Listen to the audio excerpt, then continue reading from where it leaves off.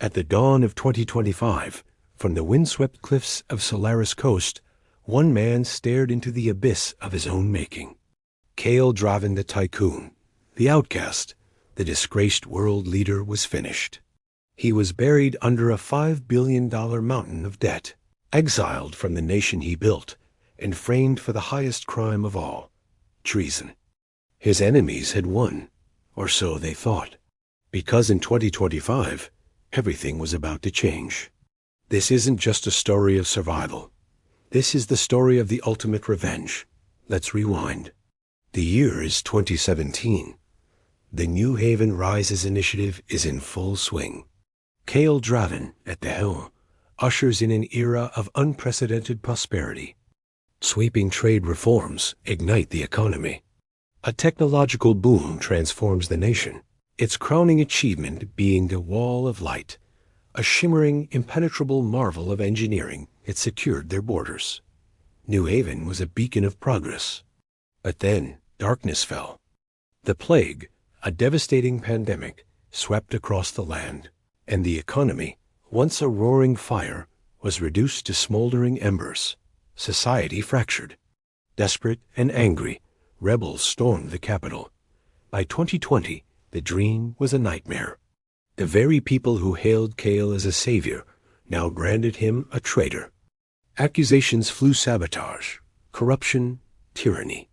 The political machine, smelling blood, moved in for the kill. He was impeached in a rushed, chaotic trial and barely escaped with his life, a fugitive in his own land. He had built an empire, and in a few short years he was broken, left with nothing but the ruins of his legacy. From 2021 to 2024, Kale Draven was a ghost. Banned from all public networks, his voice was silenced, his image erased. Federal agents raided his estates, confiscating his groundbreaking technology and leaking fabricated secrets to a hungry press. He was slapped with 50 charges of espionage. His hollow mugshot was broadcast across the globe, a symbol of his downfall. But a funny thing happened. The more they tried to crush him, the stronger he became. Every sham trial, every slanderous headline, only fueled the fire of his supporters. They saw the truth, a frame-up of historic proportions. Donations poured in, not by the thousands, but by the millions. $300 million from ordinary citizens who still believed. They saw him not as a criminal, but as a martyr. From a hidden bunker, a new strategy was born. With his communication lines severed, Kale launched the ShadowNet, a secure, underground network that connected his followers, bypassing the state's censorship. In secret locations, away from prying eyes, he began to rally his people. His message was simple and powerful. They don't fear me. They fear your freedom. The movement wasn't just surviving. It was growing.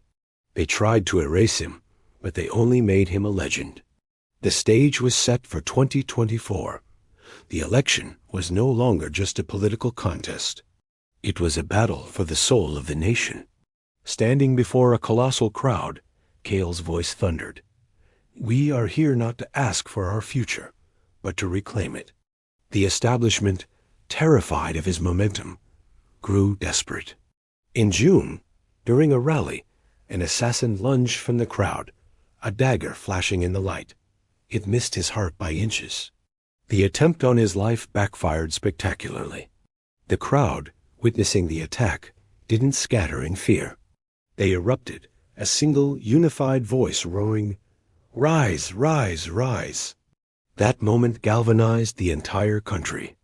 The election became a crusade. On November 5th, the results shocked the world. 308 electoral votes, a landslide. He won the popular vote by a margin not seen in decades. The youth vote surged by an unheard of 25%. People who had never voted before, the outsiders, the forgotten, turned out in droves, a 15% increase. The system that had cast him out was now forced to welcome him back. This was more than an election. It was the beginning of the Kaleocracy. January 20th, 2025, Inauguration Day. As Cale Draven took the oath of office, the world held its breath. This was no ordinary transition of power. This was a revolution. On day one, he signed a volley of executive decrees that sent shockwaves across the globe. He pardoned the rebels who had been imprisoned for protesting the old regime. He ended the controversial alien residency program. He initiated the Dawn Exodus, a mass relocation initiative aimed at restructuring the nation's demographics. To protect the economy, he slapped an unprecedented 80% tariff on all goods from the rival Eastlands and established a new quantum currency reserve. His allies, like the formidable Terravox, moved with equal speed, immediately identifying and cutting $3 trillion in government waste. The world's reaction was swift and severe. The West Alliance condemned his actions, declaring the tariffs an act of economic war. The Eastlands, bristling at the challenge, threatened a counterstrike. The new age had begun, not with a handshake, but with the drawing of battle lines. From the ruins of his life to the ruler of the world stage. An empire worth $12 billion, built from the ashes of his first 15 years of the visionary project. 2 impeachments, 1 blade that nearly ended it all, 1 legend that will never die. Cale Draven didn't just return from the brink. He grabbed destiny by the throat and reshaped it to his will. He is the man who defied the end. Thanks for watching this epic story unfold. If you love tales of strategy, power, and unbelievable comebacks, make sure to hit that subscribe button and turn on notifications. We've got more stories you won't want to miss. See you in the next video.